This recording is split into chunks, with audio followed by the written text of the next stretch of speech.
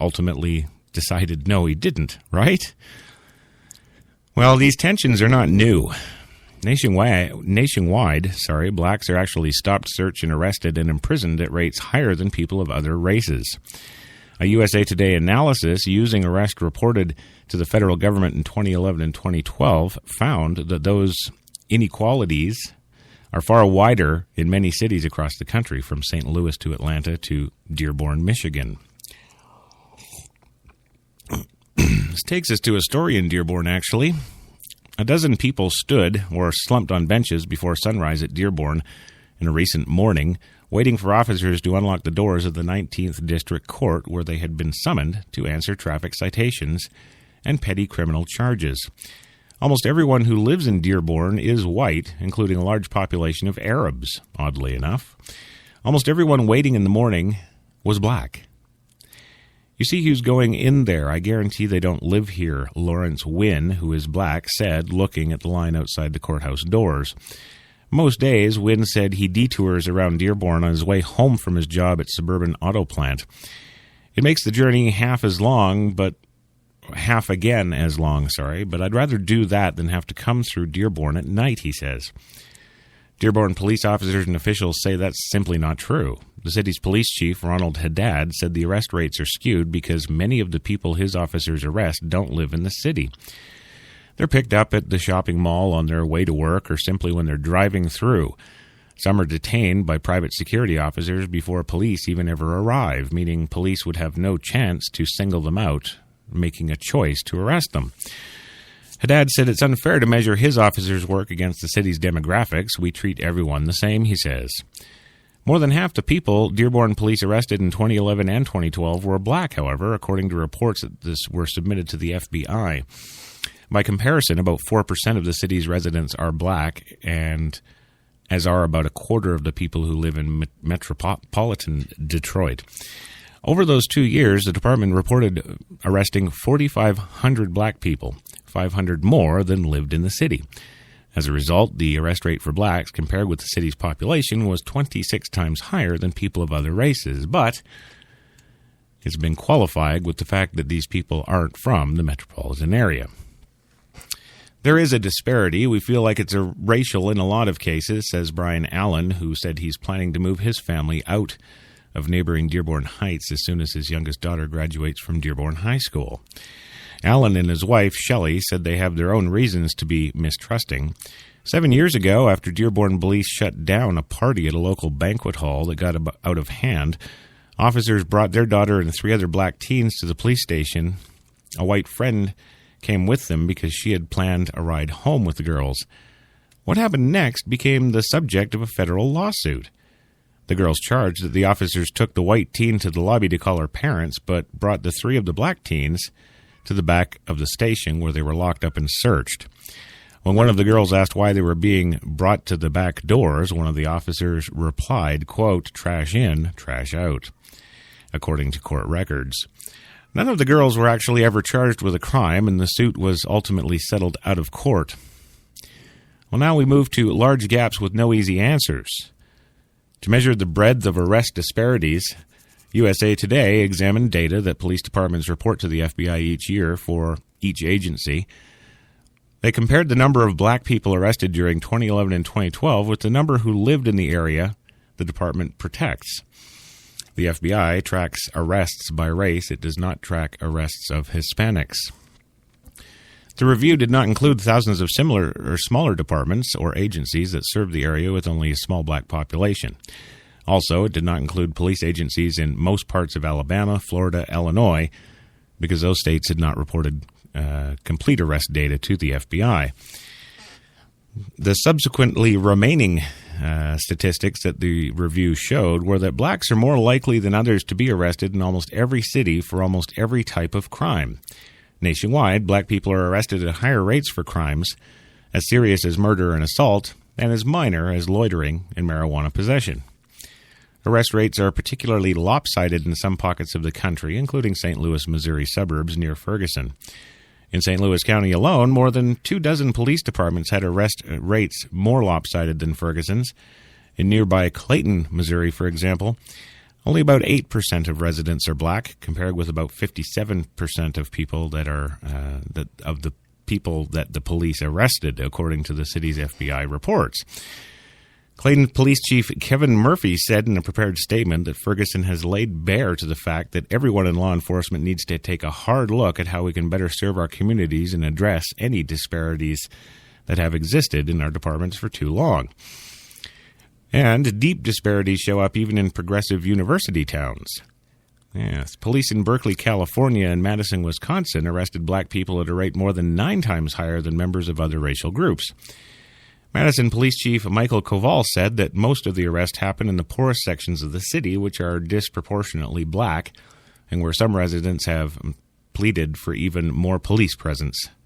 Still, he said, I think it would be remiss to suggest that the police get out of this whole thing with a free pass. We have constantly been doing the introspective look at who we're hiring and how we're training.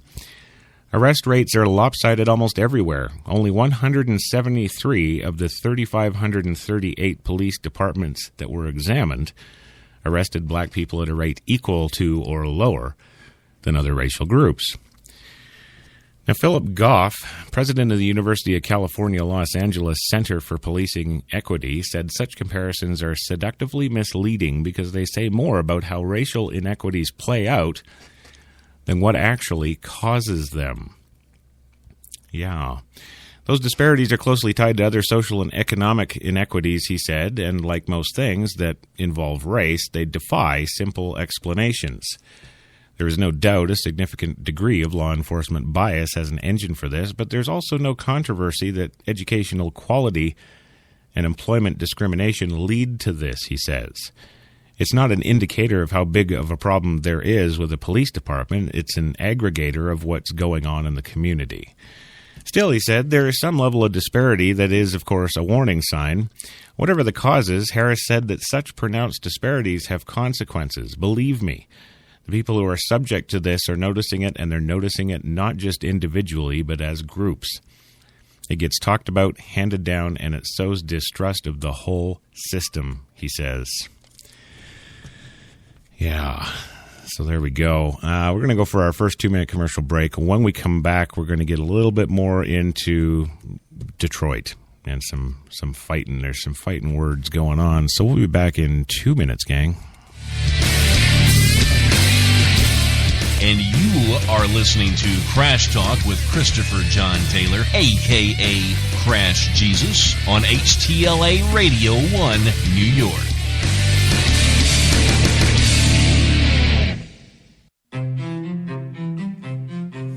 What if there was a coffee that was sourced from some of the world's most renowned growing regions, abundant with rich, fertile soil?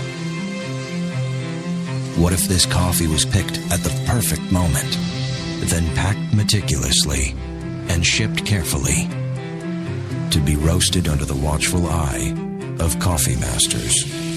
What if it was expertly blended, ground, and sealed, ensuring maximum flavor and freshness, then brewed in small batches and always served fresh within 20 minutes, just the way you like it? Now, what if this coffee just happened to be the coffee you already know and love? Tim Hortons. Always fresh. Always great tasting coffee. You walked into the hotel as a 5. But when she saw the room, you turned into a weird 7. When she saw the rooftop pool, you went to 11. You two should probably get a room. Oh, that's right. You already did. At Planet Earth's #1 accommodation site, Booking.com. Yeah. Some said the U.S. has lost its innovative power. We said America is lighting the way as the innovation nation.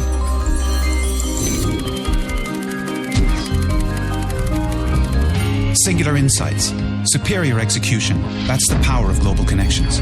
Bank of America Merrill Lynch. Voted top global research firm 2011, 12, and 13. When we arrived at our hotel in New York, the porter was so incredibly careless with our bags. And the room they gave us, it was beautiful. A broom closet. But the worst part was the shower. My wife drying herself with the Egyptian cotton towels. Shower curtain defined that whole vacation for her. Don't just visit New York. Visit TripAdvisor New York. With millions of reviews, a visit to TripAdvisor makes any destination better.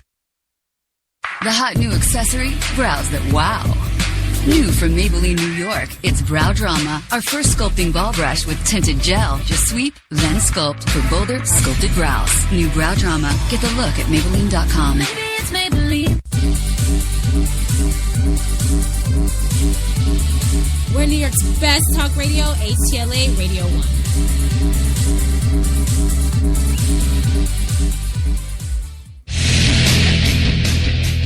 You know who they are. That's right.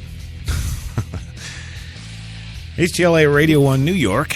You got tuned to Crash Talk here on a special Wednesday presentation of Crash Talk, 2:24 p.m. Eastern right now in the big city. 32 degrees Central Park. It's warming up. Sunny. It's warming up. It's all good. I'm liking it. So welcome back to the show. Of course, we got the one, the only Jenny McCartney in the booth, pushing those buttons, making us go.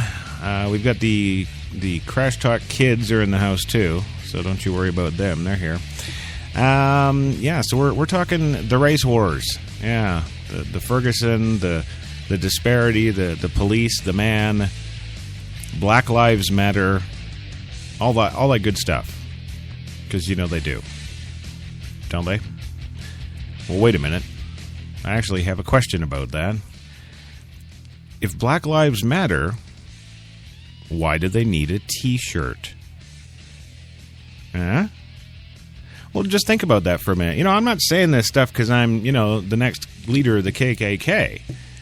I'm not racist at all. I prefer to value people based on, their contribution to society as a whole. Let's see, what else? Well, their education level. Their personal growth levels, When was the last time that anybody in this country was looked at statistically for their personal growth level? Yeah. Seems to me like that would be maybe a little more important. But I guess I'm kind of special and just not all there in the head or something. Well, Dearborn is the birthplace, of course, of the modern auto industry. Yeah, mostly white and Arab suburbs snugged into the southwest corner of Detroit, the poorest and blackest of America's major cities. Its border was along stark racial divide until 1978. The city was presided over by Mayor Orville Hubbard, who said he favored segregation and boasted to newspapers that he would use the instruments of government to keep blacks from moving in. He had to keep Dearborn clean, and that quote was actually emblazoned on the city's police cars. Our history is not always something we can be proud of, but we've learned from our mistakes, says Police Chief Haddad. Dearborn's police chief said it's unfair that we have to keep fighting this ghost. Dearborn today is different, he said. The police force has worked to build ties with the city's large community of Arab immigrants. Well, there's another mistake and another crash talk. We'll get to that later. Its officers have cameras in their cars and microphones on their uniforms. Soon we will start wearing body cameras too, thanks to the president's latest initiative. And the use of force has plummeted in recent years, and so have civilian complaints. Haddad said most of the department's arrests come after traffic cops in the city's busy arteries or at the mall, one of the large shopping centers closest to Detroit. Many of the people his officers arrest live in Detroit, a city beset by poverty, violent crime, and a faltering school system, and are passing through to work or shop. And he's got that right. I don't know if any of you have been in or around Detroit lately, but it's a war zone. It looks more like Syria than Detroit. But what are you going to do when you live in that Detroit shoe, huh? Still, allegations of discrimination have persisted there for decades.